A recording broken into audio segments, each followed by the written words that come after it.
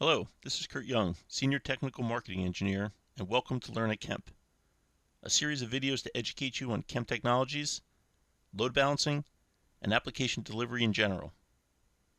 This is Technical Module 2. In this module, we'll cover the following topics: the tools and interfaces to manage the Kemp LoadMaster, setting up a virtual service on the Kemp LoadMaster, SSL offloading, and then finish up with some advanced configuration options on the LoadMaster which will provide greater flexibility, security, and performance for your published applications. There's several ways to connect to the LoadMaster. The most common way would be the Web User Interface, or WUI. Other options such as SSH are available, or on hardware appliances, USB or serial cable can be used.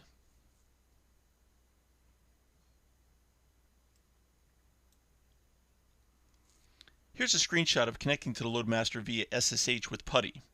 A menu is presented to allow you to configure the LoadMaster.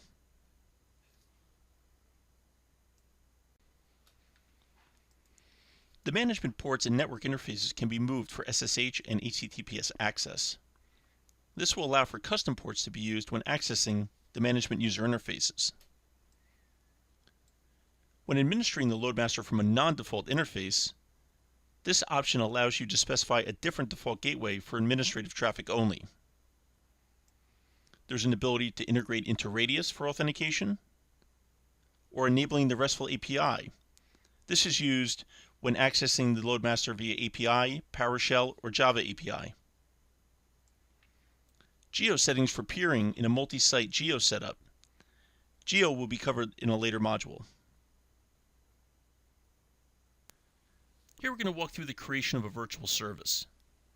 Whether deploying virtual service on Kemp LoadMaster physical appliance, virtual appliance, in the cloud, or bare metal, the same look and feel and features are across all models, dependent on the license applied. A virtual service must have a unique combination of IP and port. The same IP address can be used on other virtual services as long as the port is unique. You can also download application templates that are completely free and can be found on kemptechnologies.com.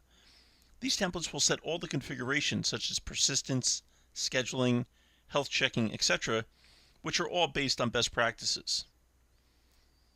You should always use a service name that best describes the purpose of the virtual service. Now that the virtual service is created, we can do some configuration. The basic properties allow for changing the service name or adding alternate addresses. The standard properties, which were covered in Module 1, allow for setting things like transparency, subnet originating requests, persistence, scheduling, and timeout settings. If using SSL in virtual services, the ability to select whether the connection is encrypted all the way back to the real server or offloaded is available. Selecting a certificate to use to encrypt the traffic and cipher sets can also be selected should there be a requirement to do so. Advanced configuration, such as enabling content switching or header modification rules, the ability to enable caching, compression, or detection of malicious requests, which will be covered in more detail later in this module. The ESP, or the Edge Security Pack properties, allow for setting up pre-authentication to further secure the application.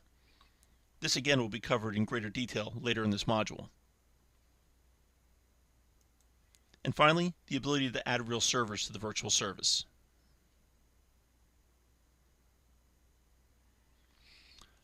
From within a virtual service, you can create one or more sub-virtual services or sub-VSs. A sub-VS is linked to and uses the IP address of the parent virtual service.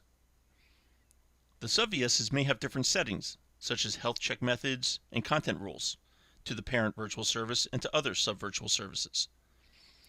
This allows for grouping of related virtual services, all using the same IP address. This could be useful in certain configurations such as Exchange, which typically are comprised of a number of virtual services. Content rules may be necessary to route traffic to the correct sub-VS. These rules will be covered in a later module.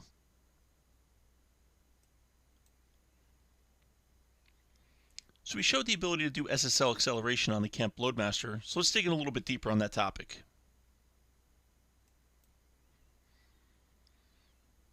So there's two options when enabling SSL acceleration on Kemp LoadMaster: offload or re-encrypt. The ability to assist with the encryption and decryption process is all contained within the LoadMaster. We can remove the work of encryption by offloading the SSL traffic to the LoadMaster so that the server will not get involved. Key size is very important when it comes to the number of TPS or transactions per second, so you should always assume 2048-bit or above. SSL is sized according to transactions per second, required for offloading and re-encryption. When offload or re-encryption is used, it may have a performance impact, and therefore caution is needed when selecting the correct size, appliance, or license for the LoadMaster.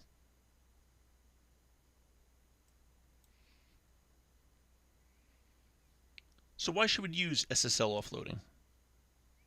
LoadMaster is designed to handle SSL acceleration, so let's allow the real service to concentrate on the application. Management of the certificates from one location rather than multiple services is much easier. In some cases, the LoadMaster will need to decrypt and look into the traffic to allow persistence, content rules, modifications, and apply security rules, etc. There's always the ability to re-encrypt the traffic back to the real servers should the security policies require that.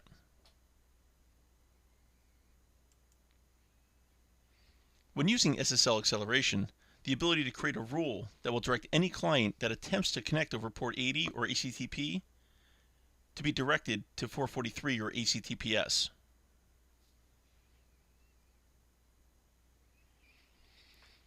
SSL certificates can be uploaded and deployed on the virtual services in various formats. Also note that when doing SSL acceleration, transparency will be disabled.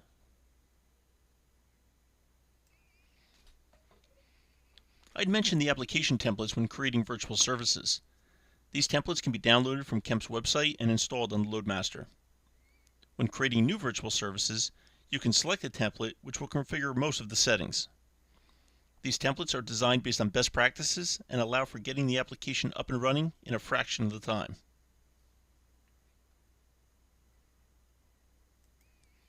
Advanced configuration can be made on the LoadMaster to provide better user experience and security for the application.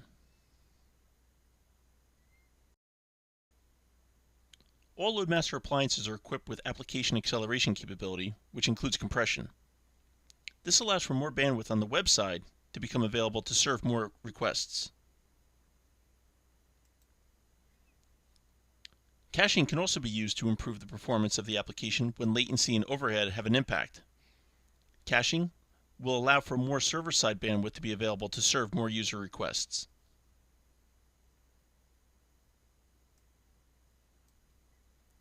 By doing compression and caching of the published application, the application acceleration provides an overall better experience for the workload. And we can't forget about the security of the application. Kemp's IPS engine is used with static rule base using snort rules. This allows you to log or block malicious requests for the application. Administrators have the ability to create their own rules depending on the workload.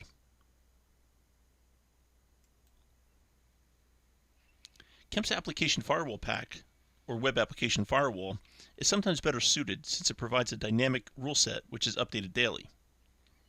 Kemp's Web Application Firewall provides security using those daily commercial rules or custom rules that can be written for a specific purpose. By integrating the world's most deployed web application firewall, Mod Security, augmented with threat intelligence and research from information security provider Trustwave, Kemp's WAF provides DLP, data loss prevention, mitigation of OWASP Top 10, real-time threat protection, packaged and custom application support for organization PCI DSS compliance requirements as well.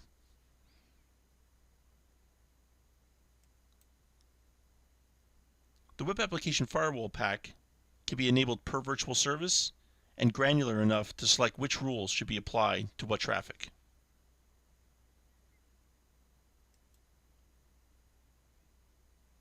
Additional security can be added to the application by providing pre-authentication on LoadMaster using ESP or the Edge Security Pack. Single sign-on domains can be created and leveraged authentication servers such as Active Directory, Radius, and RSA. This allows for the client to be authenticated on the LoadMaster before that traffic is permitted to the real servers. ESP is a replacement for Microsoft's TMG server, which they announced end of life.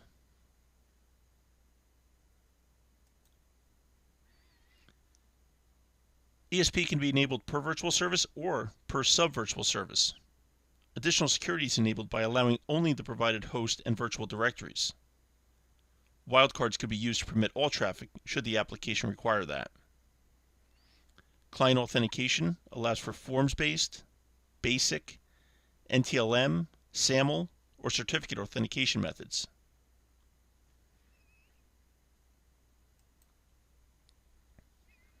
Forms authentication provides more options in regards to the look and feel using SSO image set.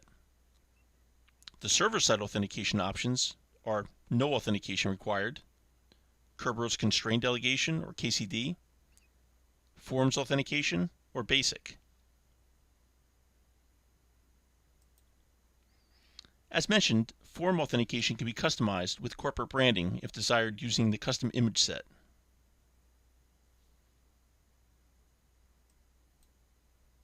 This concludes Technical Module 2.